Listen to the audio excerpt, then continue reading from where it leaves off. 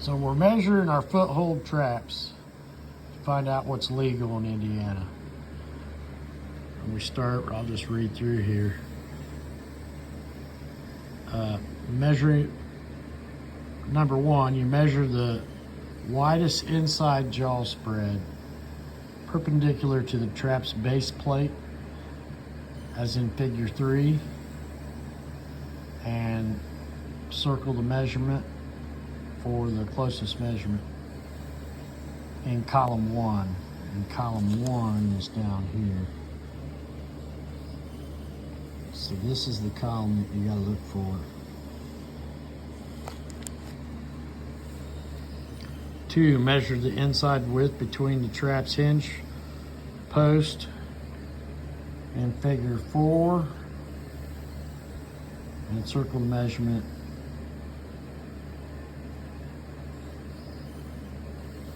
in column 2. So column 2 would be this here.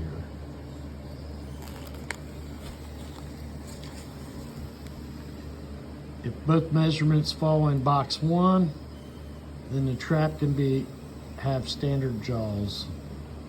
Offset jaws are not required. So that's your box 1. So basically anything 5 3/4 or below can be set on land without an offset jaw. Box 4, or number 4, if either measurement falls into box 2, then the jaws of the trap must have at least a 1/4 or 1/8 inch offset, or the gap of the offset can be filled with a securely attached rubber pads. So box 2, so anything over 5 3/4 has to be offset. So you can go all the way up to 6 1/2 on that, but it'd have to be offset. So we go back up here. Number 5, if either measurement falls in box 3, then the trap must be completely covered by water. So that's your box 3. So 6 1/2 and over has to be covered with water. Anything over 6 1/2 inches in either column.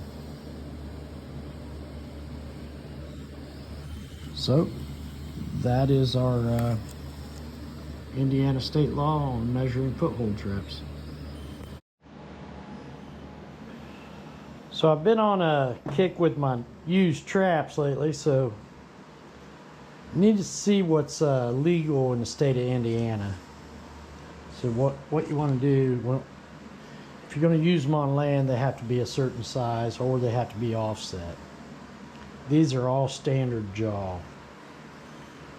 So we're going to check and see what the law is. There's 2 numbers you need to really look at. If you see right there, it's a 5 3/4. So at 5 3/4, it has to be offset. And when you get to 6 1/2, anything over 6 1/2 inches has to be in water. So at 5 3/4, you have to have an offset. Anything over that. And the second number you want to look at is 6 1/2. Anything over that has to be underwater. So let's check out our traps. This is a number 1, and I know it's good for land, but it is about, see right there, about 3 1/2. inside, but you got to measure hinge to hinge too. So hinge post to hinge post, if I can get it under there, is about 3.5. So 3.5 by 3.5, you can set that on land. And I added some number 2 chain, a couple swivels, so I could do that if I wanted to. More or less, these are going to be for pocket sets anyway, so that's the number 1.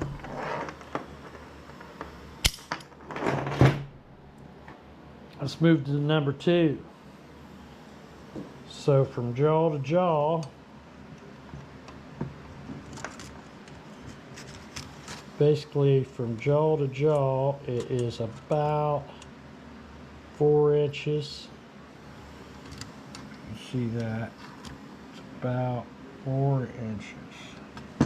From post to post, it's 4 inches. So 4 inches. So we're well within the limit. We can use that on land. 5 3/4 is what we need. So that's able to be set on land. We'll snap that off. Number 2 can be set on land without having to have offset jaws. Just because the trap says number 2 doesn't mean it's really, it'll be the same size in every type of trap. So you need to check them every time. So your coil springs might be a different size. Number 2 and a coil spring might have a different measurement. So check your traps before you set them. Know your law. So we're looking for 5 3/4. This is a number 3. And we're right at 5. Right at 5 on the jaw to jaw. And let's go post to post is about hinge post to hinge post is about 5 1/4 on that. So you could use that on land. So we look at our little paper here. 5 1/4. We can use that on land. So that's the number 3 on the long double long spring. And we can use that on land if we wanted to. Now we go to the number 4. And what we're looking at here is about 3.5. You see that?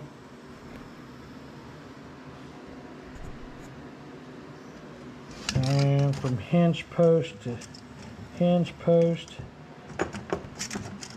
hinge post to hinge post is 6 inches. So this one would have to be offset if you look at your columns. So at 6 inches, it has to be offset. If you can see that.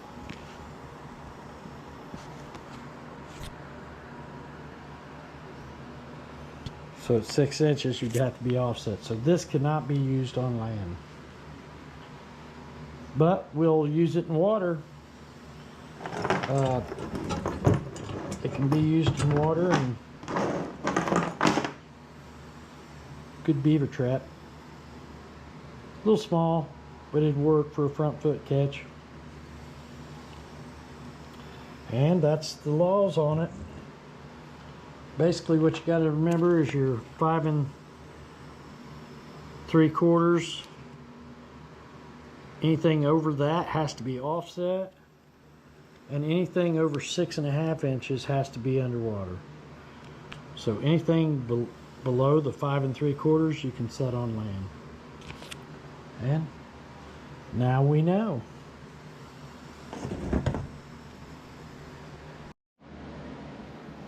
So now we're moving on to the jump traps, or what they call underspring trap. This is a number 1, and it is jaw to jaw. If I can get underneath there, right at a little over 4 inches, and then hinge to hinge is about 3 1/4. So 4 inches by 3 1/4 on that one, number 1 jump trap.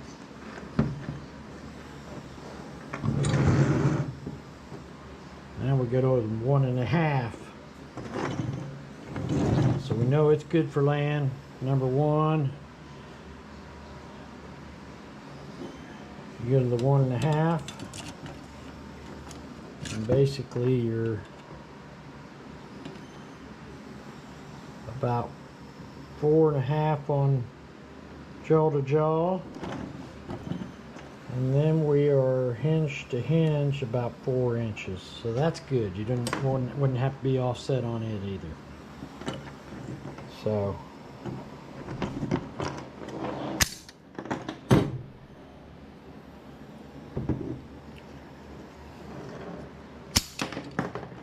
I like these jump traps. They're pretty cool. They don't make them anymore, but they're around and they're still good.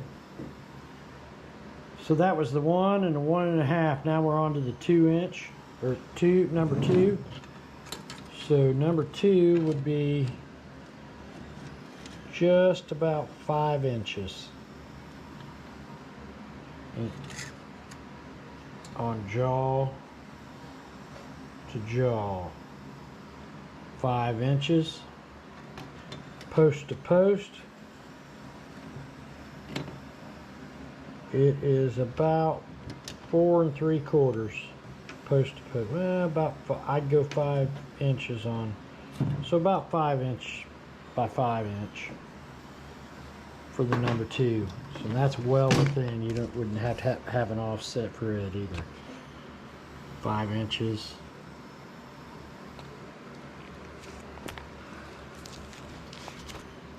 So that's the number 2.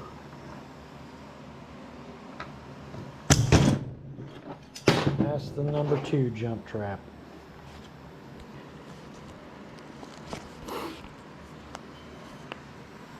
So now we go on to the number 3. Number 3 is about 6 inches jaw to jaw. So that would have to be offset. So you can't use this on land, because if you go to your first column 6 inches, you have to have an offset. And then we go to hinge post to hinge post is right at 5 3/4. Now you'd be within on that 5 3/4, but with it being 6 inches, you'd have to have an offset on the number 3.